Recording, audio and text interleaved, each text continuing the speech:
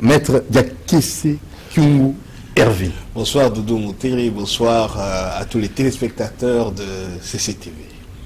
Vous êtes réellement grand?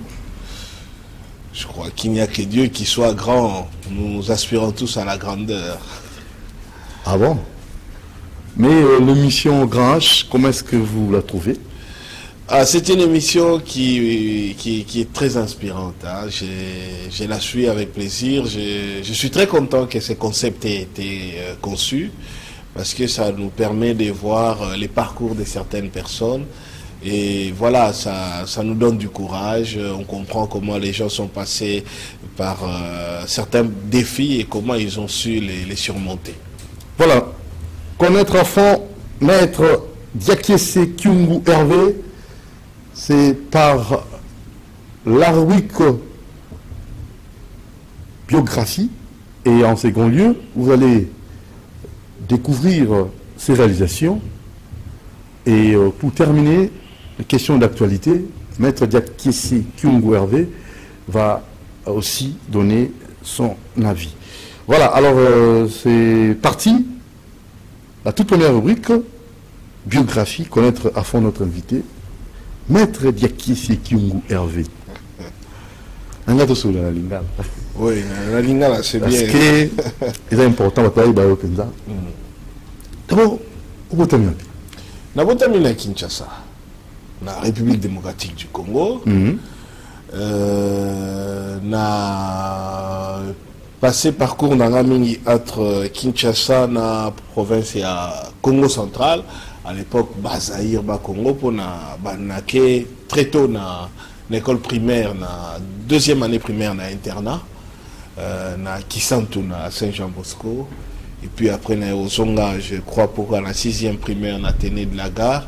Avant na kota secondaire à l'époque au collège Elikia, donc collège Saint-Joseph. Collège Elikia Saint-Joseph, les lots. Alors, nous, il y a photo aux avis dans la 5e année, je crois bien. Oui. Alain Kabongo, Christian Banjolo Moronjambé, qui réalise cette émission. Et je crois que tu as déjà une photo, hein, aux avis qui trop chaîne.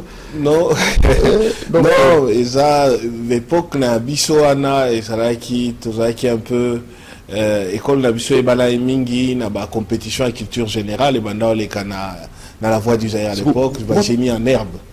C'est pour moi, alors, NASA, de gauche à droite, dans NASA, en fait, moi, non, à Bimissi, Licolo, moi, les bossos, les bocaux croisés. Non,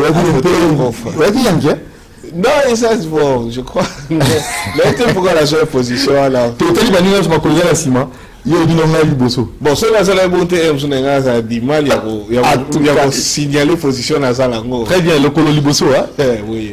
Technicien, le bon Simbi. Mais côté à prof. Ah, côté à prof. Feu professeur Sabit Kobili. Ok. On a reconnaître, je crois, à côté à prof, un de mes grands amis, Azad directeur na affaires étrangères, Debré Boyoko. Oui. Et puis quelques autres amis, je crois que dans l'émission, on se reconnaître, il y a les avocats là. Je crois qu'il y a un ami qui est même ministre provincial Nani, infrastructure, Thierry Kabouya, faut à la peine la photo. Ah ok, on a déjà le collège Elikia la 5e année. Oui, tu as le collège Elikia, oui. Très bien, alors tu continues, tu poursuis le parcours. Donc après, diplôme de Tozuapi. Alors, diplôme d'état Nazoui, mais comme autodidacte. Bon, mais ça, c'est une autre histoire. Okay. Après, naqué université Congo. Donc, à l'époque, on avait une Unibase. Donc, Boma, Matadi, et puis maintenant, on a faculté à droit. Oui. Donc, on a ici études na université Congo. Et de là, na Bandaki comme défenseur judiciaire et puis avocat à la barreau à Matadi. Oui. Tant on a ici, donc disons on a travaillé comme avocat à la barreau à Matadi, na zaki na ba responsabilité comme acteur à société civile. Donc après na cadre 1+4, na kendaki na coordonnateur provincial il y a CEI, il y a à l'époque il y a feu Abbé Malumalu. Après na commis na gouvernement provincial il y a Congo. Il y a Bas-Congo à l'époque, Congo central, comme secrétaire général adjoint au gouvernement. mais pour ça nanga ya continuer un peu na parcours nanga ya avocat. Et ça là qui que période wana na zaki inscrit na liste d'avocats na Cour pénale internationale. Déjà na Cour pénale internationale, c'est en quelle année? Na Côte Cour pénale internationale na 2007. OK.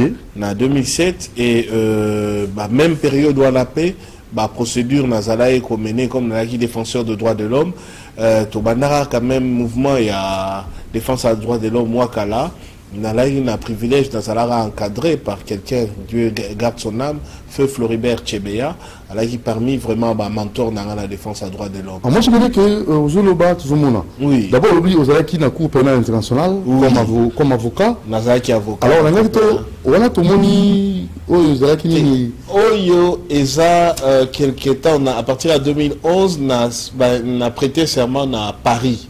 OK. Naza avocat na barreau à Paris, na cour d'appel à Paris. Alors pour vous avez une vidéo de qu'on a pu intervenir na Cour pénale internationale. Oui. Na mindele alors Nazala qui est avocat est victime. Voilà je crois la procédure il y a affaire contre procureur contre Thomas Lubanga. Oui. Voilà qui première procédure d'ailleurs il y a histoire il y a Cour pénale internationale. Pour un parcours il y a droit international droit pénal international. Cour pénale est la première juridiction permanente où il peut permettre participation à ma victime. Alors, caractère historique, il y a un procès, c'est que c'est le premier procès où pour la première fois le droit pénal, ma victime va intervenir. Donc, on a un privilège parmi les premiers avocats, il y a ma victime dans ces pays. Pour confirmer biographie de ce recrutement d'enfants dans les groupes armés.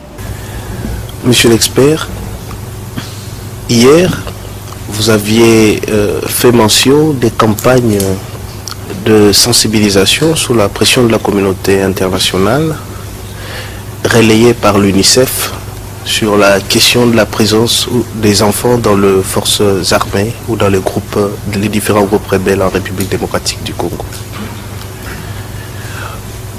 À votre avis, pouvait-on raisonnablement concevoir qu'un responsable d'un de ces groupes ait pu de bonne foi ignorer que le recrutement des enfants faisait l'objet d'une campagne de sensibilisation? Personne ne pouvait ignorer le fait que dans les conflits au pluriel, les conflits armés du Congo, et en particulier après la Deuxième Guerre, qu'il y avait des enfants dans tous les groupes. C'était un fait public.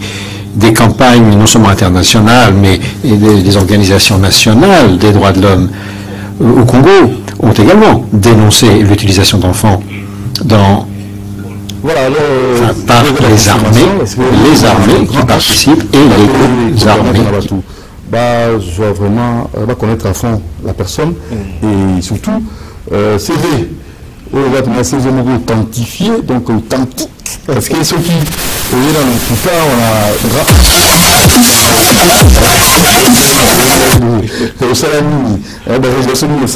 on doit connaître à fond notre invité. Après couvre pénal international, Tomoni international.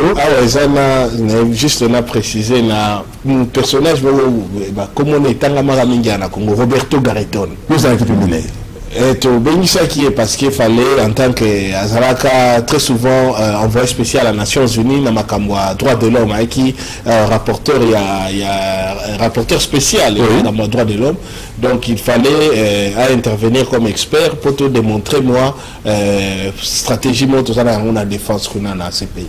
OK, après cour pénal international vous avez équipé na cour d'appel des parlements tout le monde a déjà. Oui, en fait n'a toujours avocat dans ces pays. Quel n'a toujours avocat dans ces pays. On a des dossiers n'a qu'on défendre, mais comme Nazala qui coule un peu plus souvent, namonaki que niveau ya musala ezako senga et senga peut-être na kolisa moi mayele. Très bien. Tozala na ba c'est vrai tozala na base moko solide na formation tozwaki mais voilà tokomani na niveau mo ya compétition scientifique moi élevé et namonaki que nazali na makambo ebele ya kobakisa.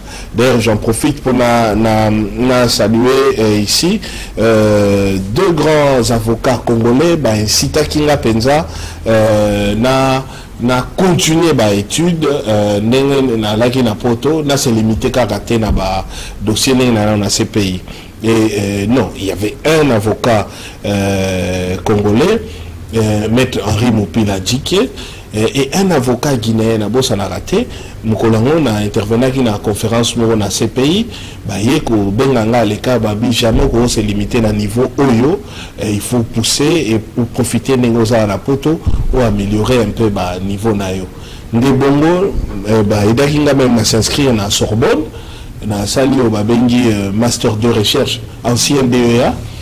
Et puis, na salaki master moko na yaba mode alternatif de règlement des conflits, donc médiation, négociation, na Université catholique de Paris. Alors, tant la sisi na Sorbonne, na zaki retenu, na commis doctorant, mais na que ça lango na université à Nanterre. Na Nanterre kuna ça fait court, on ça fait court. Oui, na là qui est obligé pour na respecter contrat doctoral nanga, là na ba charge horaire comme chargé des travaux dirigés. Donc na paie sa cours effectivement na Nanterre en même temps que na prétaki serment na sala qui concours no ba benga concours d'aptitude à l'exercice de la profession d'avocat. Alors cela vous avez Alain Kabongo qui s'appelle voilà l'administration, c'est ça il va recherche bien. Oui, Waneza séance moko à cours nazo dispensé na bana ya deuxième licence mais deuxième licence na système il y a France na système LMD et peut-être que ça un peu comment dire na biso équivalent en Congo hein mais cause à la deuxième graduat ou troisième. Alors wana qui nazo pe sa procédure pénale française. Okay. Donc na université Nanterre Paris 10. Très bien. Donc au Zoko Bagaka, au Tikité, au Yesus au continuer. Oui, donc tant on a jusque là, même naza awana Congo, mais pour la paix, naza obligé, celui nazo il faut continuer ba charge horaire. Celui nazo sala kuna te naza obligé à université mongo pona, mais jusque là nous la bandi ko sala moi ba demande parce que tout ce temps tout ça qui est un peu na combat pour l'alternance de le bateau de combat. Na le bisa qui moi parce que naza obligé il y a quoi avancer la thèse. Dans le Missaï Moukié, je dois le reconnaître. Malheureusement, ce n'est pas un bon exemple pour la zone d'Abisso. Donc, moi, je vais Kotaki, mais il faut continuer l'enseignement. C'est obligatoire dans un attachement dans le monde universitaire pour se décrocher au quotidien de la Moussou, mais il est au Bunga. Madame Boutique à la milieu, nous allons continuer la recherche, les travaux et puis au dispenser l'enseignement. En tant que défenseur des droits de l'homme, activiste à droit de l'homme citoyen, qu'est-ce que vous avez fait du concret pour la trouver disons, chose à la vanité, Moussala les a travail collectif. Okay. D'abord, nous reconnaître que nous devoir mini na bateau former et l'un des grands mentors de la feu Floribert Chebeya. Déjà, vous avez Floribert Chebeya. Oui, alors, je crois on peut avoir ça aussi. Je l'espère vraiment. Là, qui comme on a Congo central, na Congo. Alors, on a la voix des sans voix. Nous avons ambition de refaire travailler les défenseurs à droits de l'homme dans le réseau. Alors, à Salaki, on a un réseau national des ONG des droits de l'homme et Bisso Souko à niveau à Congo central, on a un réseau provincial et à droits de l'homme. Et secrétaire exécutif, donc Renadoc. Et donc, j'ai fait sa connaissance vraiment et dans la mingi, pourtant, un juriste était, mais très pointu, très rigoureux et à Yebaki Penza Nani, voilà, oui, ça je crois lors d'un séminaire, Yebaki vraiment qu'on forbenga, qu'on pèsanga courage et qu'on pèsanga ba notion. Et ça, notamment parmi la formation, la notion, on a une qui qu'on pèsanga goût il y a justice pénale internationale, il y a combat pour les droits de l'homme. Et il y a un peu parmi les biloko qualifiés qui na sala défense, il y a victime na cour pénale internationale. Séminaire, atelier, contact sur Floribert Tchébé a permettre qui ait organisé ma formation. Alors, donc de là, effectivement, na qui poto toujours à la peine makamamboka nenge ezokende. Alors et comme qui moi kokosoko kota la ke malembe lisanga moko ya batu bakani na bango ke bakosa sous élection te bakotika na bango na bokonzi et ça là qui n'a pas si peu mawa pour tout à l'heure qui m'a ramené les qui na Burkina Faso et pesa qui espoir pour l'Afrique to kanisa qui et koke bisabatu ao et toujours mona malembe ba politicien peu ba commis na bango ko se faire débaucher donc comment qui et pesi to lobi ils tout ça dans la mboko au Congo et ça mboka la bisonios to lingi ekede liboso mais ce qui tout ça tout ça mi be côté toujours kotinda pe bakondiba to sa mibe côté et kotia biso na kokoso mboko ekokota na libolo ya mwana kozonga pe kosangisa makanisi ngai na landa qui appelle ya ndeko syndicat de Kolo ya ko rejoindre les Congolais debout yona syndicat de Kolo donc tant on appelle si appelle wana na ngai pe na ba Congolais nyos voilà effectivement to za wana za réunion mo tozo tenir na France na organisation sur la société civile pour la commune comment dit pas si pour na ko sangana pour na ko solo na makambo etali tout ça yo babela ki manifeste du citoyen congolais tout à qui tout sangisa mayele tout qui pète au politique au groupe songolo tout kanisa ekolo tout kanisa mobeko likonzi constitution tout telemela mayele nyosho ya mabe ezalaki ya ko bako la constitution tout ya ko salisa maponomité nde tango wana ekotinda biso to sala ba sensibilisation to kita awa na mboka to lamusa bana mboka to sangana na batu nyonso bamonaki ekoki ekoki kwaziki inaisha esili donc constitution ko change amete l'élection ko sala mato to telemela makanisi nyonso ya mabe ya ko tikala na bokonzi na makasi to nanko. Vous avez mouvement citoyen dans la région de Congolais debout, les petits bandits, activité. Qu'est-ce qui est devenu un syndicat de Azanae, non, on est souvent erreur à la Kanango. Ngaïa, ou tout ni parcours nangati. Naza avocat, naza la musala nangalo ko l'avocat. Il roule ailleurs, homme d'affaires, puis collectionneur d'art. Azana musala nae. Kasi, en dehors, en tant que citoyen, na makamotani mboka, to sangisi, maye, pe makanisi, to sungala, to sali obabengi, mouvement citoyen. Les locaux, les Congolais, debout, mouvement citoyen, sali. Donc, na musala, to sala ki na lundenge na lobi, to sala ki ka biso mokote, to sangala na makanisi na bala mboke belé. Par exemple, pour la biso, to kota gimi pe na etumba oyo sel zwaki sel la bini pe de zaki na moko makasi sel asenaki ba marche sel wana ko organiser pour ko na les 3 mois na participer dans les 3 mois nzamba sali grâce to zaki épargné ne batu mususu malheureusement et salama ki bongote pour sel senaki c'est personne qui appelle nenge balobi na lopoto aux hommes et femmes de bonne volonté. Tout la bâtonnière sur ya motema malamu, la bâtonnière sur ya motema ya kofungwa mapona mboka. Voilà. Je crois. Voilà marche. Et ça marche tout ça à Saint-Michel. C'est la 2e marche. Donc il faut à la marche le 21 janvier. Nakati. Ngai pemeni à Saint-Michel. Donc voilà toujours qu'il est. Pour ça la marche mbabele. Ezalaki misato ya liboso ezalaki na Saint-Raphaël beta biso lacrymogène moko donc ti lelo même na ba difficulté mosu ya korespirer na mona euta kuna mais awa eza dernière marche na Christ Roi na Christ Roi tobimi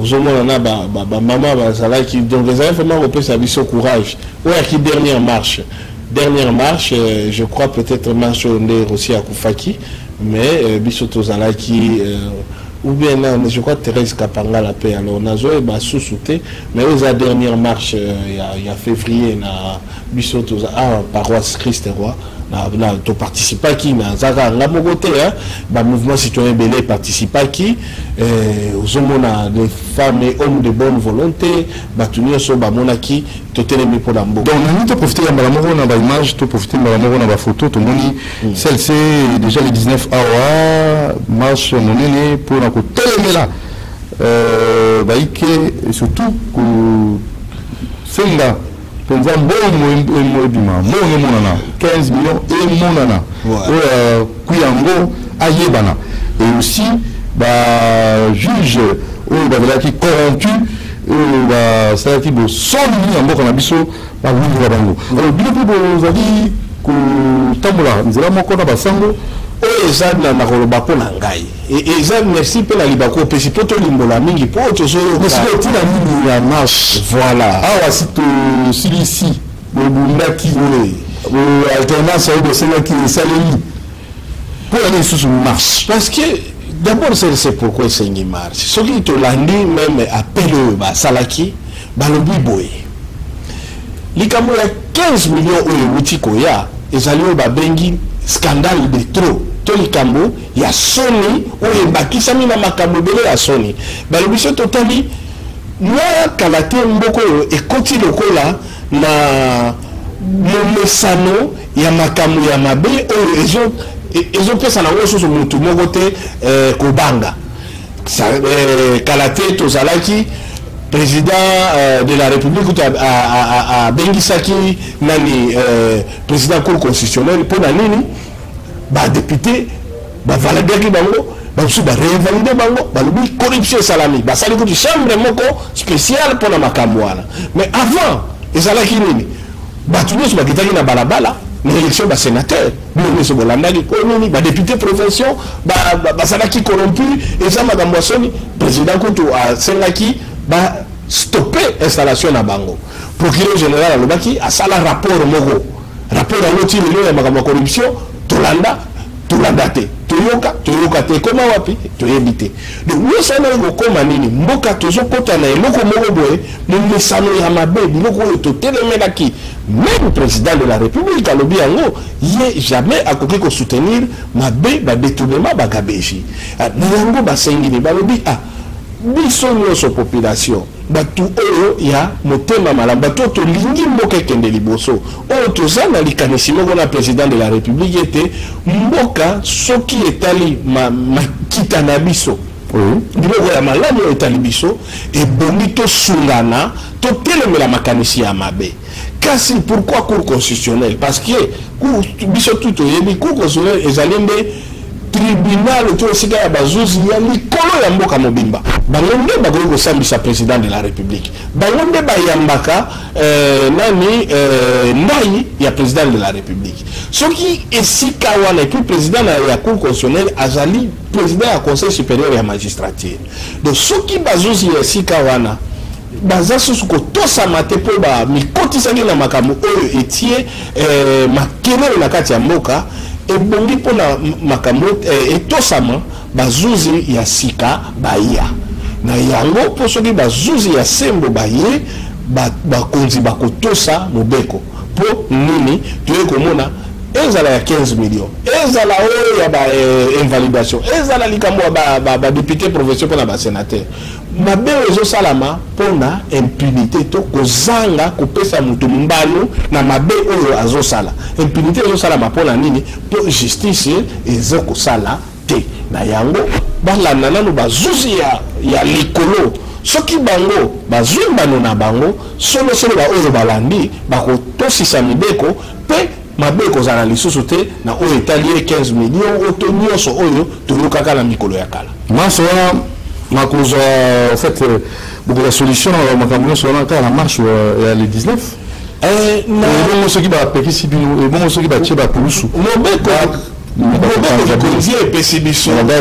epesi biso makoki ya koexige bongo na démocratie peuple a la droit ya ko la marche na ye UDPS ezali na tina na moti babi bango bakozala makambo na te lamuka bango bakozala na sima ya celle-ci. UDPS baza na droit ya kolinga to ya kolinga te peuple celle-ci esengi na bato nyonso oyo balingi tango mususu pe bandeko mususu na kati ya UDPS bakokanisa ndenge mususu bakoya mpona bikanisi ya président de la République ezalaki ete ata ndenge nini akotelemela makambo etali kaniaka tango mpe alobi yango epai ya bandeko na mino bapartisango ya mikili ya poto alobi ye akondima ata mokolo moko te kaniaka kaka tika yango na justice la justice c'est la mosala. Pourquoi tolobi tolingi justice nini justice oyo ezalaka ya kokunda la solution malonga te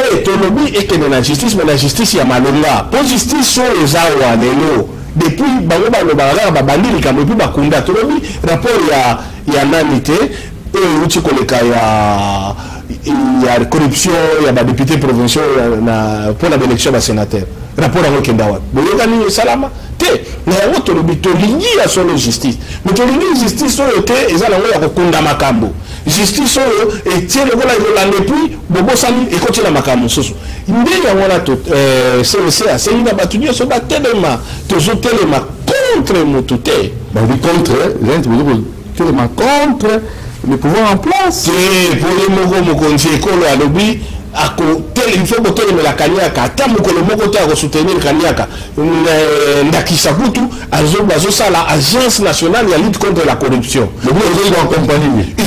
toza kotia ye mpenza maboko tozosunga ye po lelo motu oyo akotelemela likambo ya kotambola mpona koboya kaniaka na mboka seka aza contre chef de l'état. Ah bon? Pour l'égaliser chef de l'État, il y a et le chef de l'État et à ce marche à moi, Liboso, le 19, ceux qui ont voté le matin.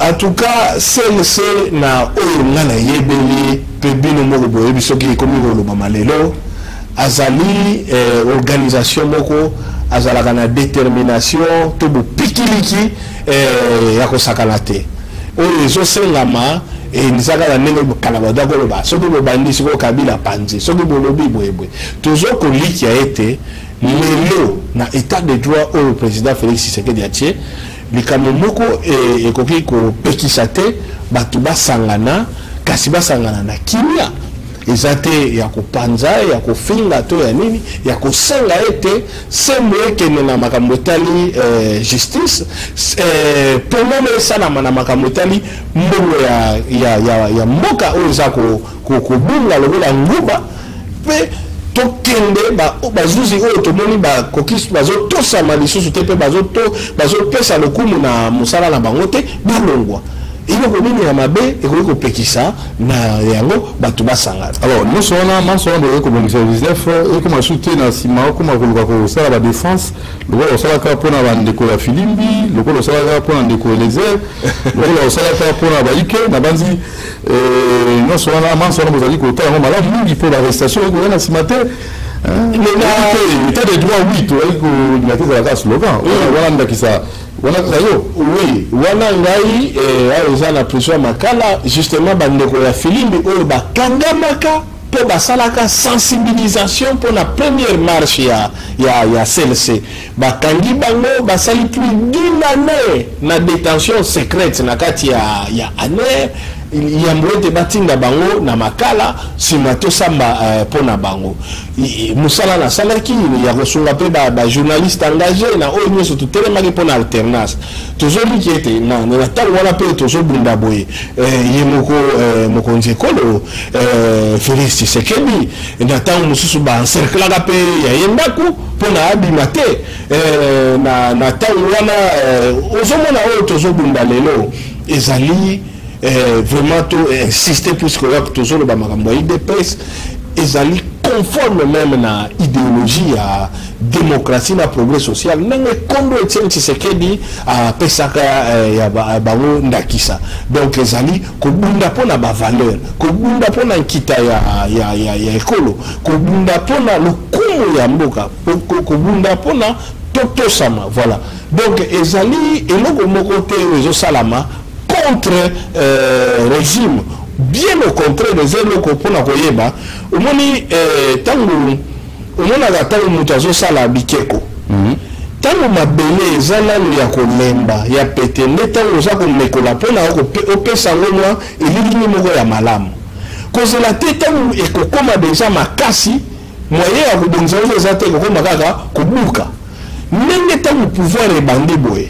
Ezana una ndenge moko ya kokende malamu to telema to sunga yango to pesa ngo elili ndenge mobeko likonzi esengi. Soki mabe bandiko ya tozo telema sikoyo te to beta kelelo to yebisa to lingi boye te. Nde place wana tango kokoma esi mesali na mabe ekokoma pasi pona kobongisa nde ekosenga kobuka. Donc ba ezambe pona ko senga mboka ezala état de droit penza na état de droit justice la malade pour la équitable ezala équitable pe pole salama na ba enquête pe mbanu ya pe samala na bato baza kozwa bazo sala kanyaka to baza kozwa kita ya mboka ya solo moko za mboka a fin de la rébellion a béni mais malheureusement cargo présidentiel et jument en kokoso bato 8 personnes batiki biso n'a habité d'abord de présenter la condoléance dans la famille ou va connaître Kawana et tout ça sur Passimigi. Analyse nous donne pour national camp. On appelle la président nous ezali kamwe ya passe pe condoléance. Alors nga na posonanga ya juriste na lingaka ba conclusion activité ezali londe tozui sangoyo. Nanu équipe ya ba expert qui tekunate ezwa o ba benga boîte noire. Ezali na mama procureur ya cour pénale internationale tozali na séminaire moko na lae na mwa mikolo ya kala madame Fatou Bensouda. Donc il faut tozela nanu enquête salama équipe ya ba expert eya elobela biso likamunini elekaki pona pepo wana ko boîte noire bayeba ba cause na tango wana nde tokoyeba kopesa réponse moko posiko tozana no makanda tozana pasi tozana émotion ezana no tango tozali na makanisi ya kokita te po toloba mwa makambo ekozana mwa na mwa makambo ko fait la rébellion à Beni ezali eloko vraiment tozo souhaiter kinezo na mboka po koboma na makila ezo sopana bana ya Congo bazaka na pasi ezo me mabiso esi. En même temps aussi bande ko mabiso IDPS parce que moi manifestation tomobaki na mutia mobiki na limité kuna ba qui banzela on va publier tout le monde qui je crois on a aussi les images pour illustrer tout ça ça l'a fait pendant mon cours en journal. Oui et effectivement justement voilà et c'est qui peut ne kona biso biso nyoso to ba ko apprendre état de droit biso sur les manifestations ezali il est comme un avion présidentiel de connaître makambo ngi wana bon ce qui tu as mis dans la cause de accident salamaka tu connais bango sur base ya enquête ko salama en dehors de ça yo là ito mutu moko te le na kin akoki koyeba nini le kane kuna po mutu moko ta kiti ce avion na ekoyaki donc ce qui est dans enquête salamité ezali pas simili en tout cas en tant que juriste en tant qu'avocat na défendre moi makamu na ba juridiction moko spécialisée eza moi pasi na pesa opinion soki nanu na zeli ba résultat palpable te na kozela penza ba enquêteur ba ye ba lobi to exploiter boîte noire to yoka kiboye na minute boye avion dévié qui te na trajectoire écoute na nani nde wana voilà IDPS ezali penza na mawa biso ba sotori kolela elongo na ndeko na biso ya IDPS na famille connaître ka o penza ezali pas mingi na koliki ete nzambe moko ayebi parce que au 21e anniversaire 21 déjà MLC lelo Jean-Pierre Bongo na kisangani azalaki wana pesi meeting na ye na habité MLC apport nango pona yo MLC na mona MLC na Sun City parce que na kendaka en tant qu'acteur de la société civile tous allés na oba on a bien ba expert pour na Rolanda parmi ko accompagner ba délégué na dialogue intercongolais MLC Zalaki o ba bengi une des composantes il y a un dialogue très puissant. Dans le cadre, il y a niveau. Mais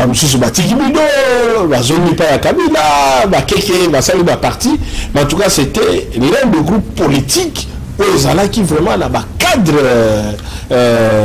vraiment, il y a profil, il y a Malonga. Moni, il pesa qui peut dans schéma 1+4 après accord, il y a Pretoria, ou accord un peu, il y a Sun City. Alors, comment MLC il y a quelque chose d'équilibre? Parce qu'à l'époque, vous avez l'AFDEL, et puis vous avez RCD, donc vous avez Rwanda, vous avez Bundisa, MLC bien sûr soutenu par l'Ouganda, mais vous avez quand même la figure, il y a un cadre. Congo. Ça a été d'un apport et puis permettre et puis MLC qui plutôt le dialogue intercongolais quand ils allaient faire avancer son radicalisme à RCD presque proche du chemin à balkanisation à Congo. Nous avons déjà que brèche MLC et créé un accord partiel il y a cascade mais ils ont même dans Matadi et puis ils ont la Sun City. MLC est joué un rôle positif. Mais par après, il faut le reconnaître que par arrestation à Jean-Pierre Bemba, il a joué et il y a quand même quoi affaiblir MLC, foutu à cadre, lourdeur, longueur à combat à opposition, mais Tilino est tenu, hein, et résister. Mais je pense que seul Nabino peut jouer le rôle de maintenir ma qualifiée à Batou. On a l'image, il y a voilà. Jean-Pierre Bemba. Exactement. À Kenaye. Exact. À pied. CCTV et Denis, il peut regarder intacte image. Il y a Jean-Pierre Bemba à la tête, il y a MLC. Et puis il y a qu'on permettre quand même qu'il y ait militants, il y a MLC, garder soutien peu allégeance dans il y a MLC. Donc 21 ans, c'est beaucoup. Hein? Donc espérons que beaucoup de démocratiser la structure Nabino et que bon parti et qu'on se mette en ordre de bataille pour un combat, échéance sur ça. On peut suivre Moro, Djambé, c'est possible de suivre un peu Jean-Pierre Bemba-Gombo, avec la population, je crois initialement, on pourra suivre.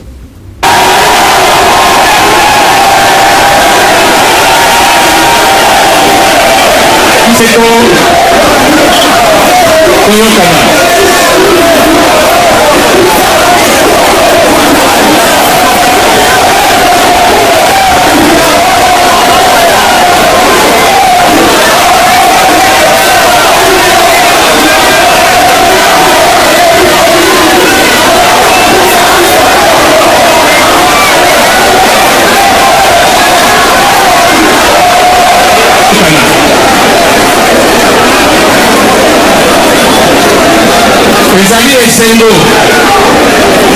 mpona ngai lelo apres mbula 13 kozonga awa epai ya bandeko na ngai bamama batata banoko na ngai awa na Kisangani ezali esengo mbula mibale na moko nazalaka awa na kati na bino oyekango lisusu wana oyo bakomisina lombula mibale na moko te na banza baboti na bango na banza bayebisi bango eloko nini elekaki awa banani bamonaki ngai awa na ntango wana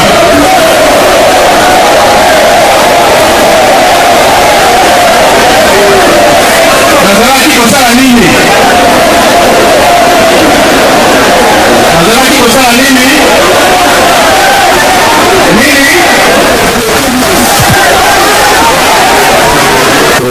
on va dire qu'ici on va penza motu mo na mo kile ski penza utana penza mboka o penza Congo ya de Congo ah oui maman c'est bon maman on peut te retenir sur notre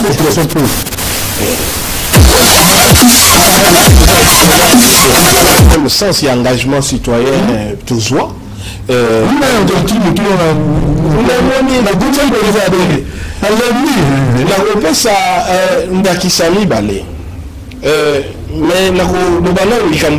problème tous ça na Congo. Tout ça na problème politique. Et ça lié plus na ba politicien et ça lié na ba citoyen. Na Congo tout ça na ba citoyenneté.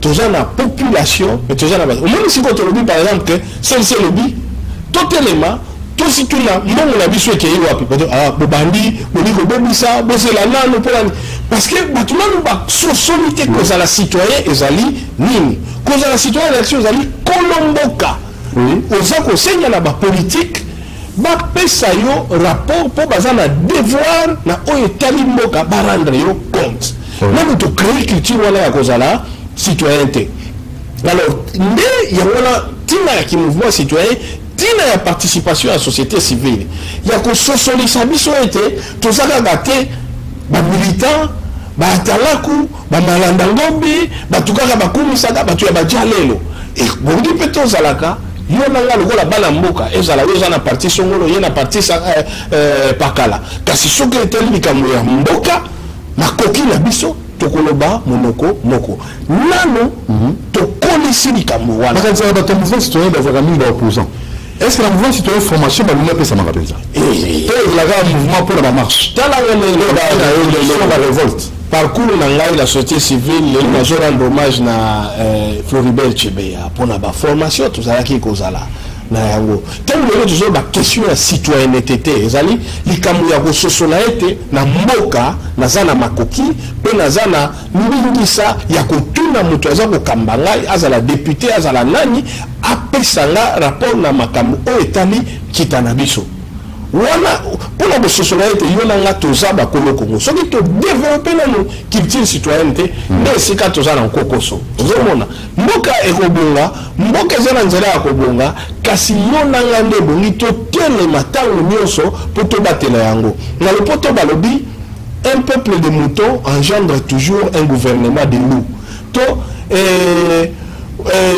mboka oyo tondi ba meme e botaka ba konzi oh baza le loup en lingala loup ba konzi na loup na évité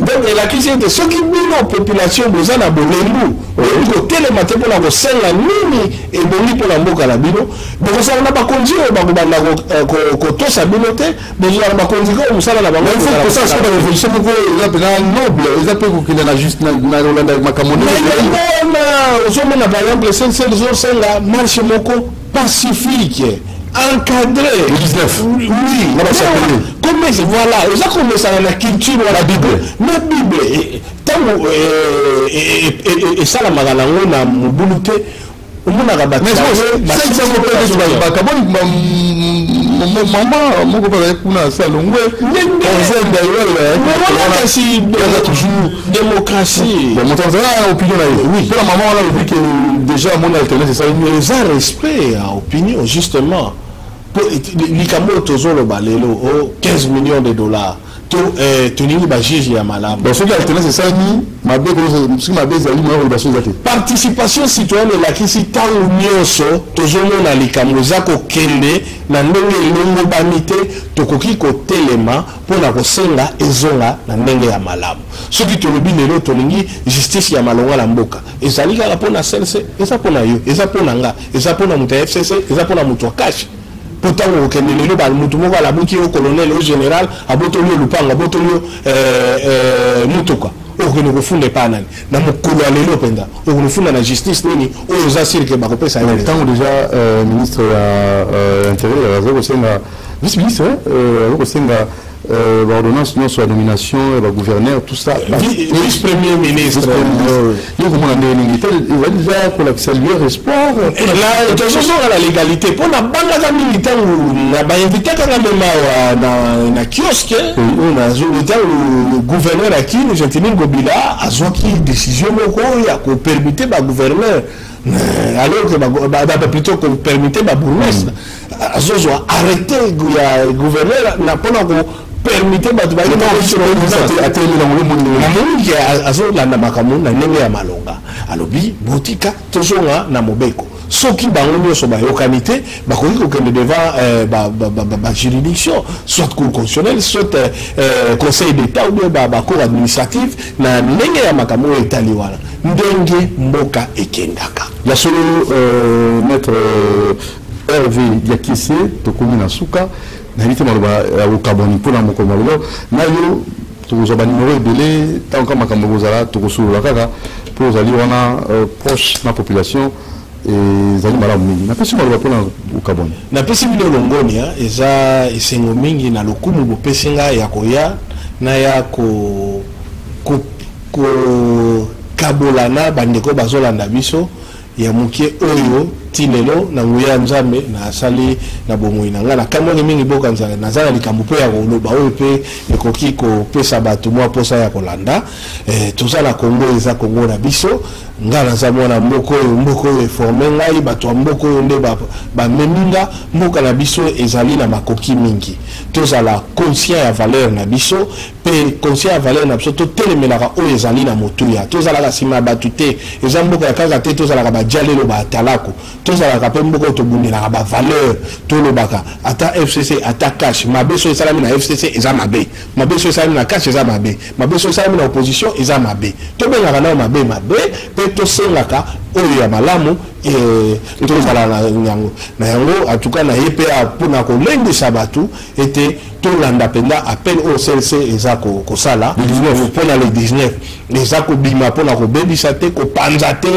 kofinda te tozobima na sembo po tolingi ete kita ya mboka oyo moto asakanaka nango lisusu te tolingi pe lisusu te bazuzi ya kaniaka tolingi mboka ekendaka na sembo ekendaka na alima pona Kongo oyo ezala malamu te oyo bazwi ndenge babengaka ka emblématique ezala bapreuve yango tozosenga justice nde elanda enquête tango président de la république alobi akotolere kaniaka te lingi nde pole esalama na likambo wana toyei kotia ekilo na ntango wana bato nyonso badetourna oyo nani honorable tosaka na émission monjambe passe Zampamba oui azala directeur de cabinet na assemblée kutalaka na ye mais il n'a pas dit pour la nini yango na tozangi culture citoyenne c'est azala monopole te ya kodénoncer makambo nyonso liyo ozala média bato mosusu mpe na basala baorganisation nyonso so bomoni na likambo pourquoi selisa lobi boye te mais même ya pétition oyo mpe oyo ozwa likambo wana yo mpokende kofunda osorganize kocontacte bino boîte mail quoi je sais pas ngai okoki kopesa boîte mail na nga bokoki kopia numero na nga na mouvement citoyen nazali mpona population de 3 enfants obala na bala esa mala bala bote na office un bote azolanda nga ya zala mikili autant communauté te wala les avis privés na nga na ndanga kosala séparation net na makamu na nga privé na makamu na nga ya public osambelaka na sambelaka na za chrétien na priaka na chapelle des vainqueurs na za très sensible na manque ya respect na lingaka vraiment la za mutu nenga koseka kozala na baninga kosolola mais nazaka très sensible na manque ya respect ça va pas makasi injustice ah bon vraiment injustice depuis de moi na toléraka injustice ni c'est pas ça makasi na vie waaw nazala occasion belé na remarque plus ah ils ont belé vraiment avec la vie nanga la rencontré ba occasion ça va tout cas ah parce que elle a balaki ouf elle a vu mon salaire moi surtout en fait je crois que nous avons dans l'autorité aux avocats na rataki na comme défenseur judiciaire ils ont qui rêve et là il rêve ko na na ba siko na wo que no samba na tribunal ba wo benganga avant benganga le bina maître. Très bien. Merci beaucoup. C'était notre grand H, notre Hervé Diakise.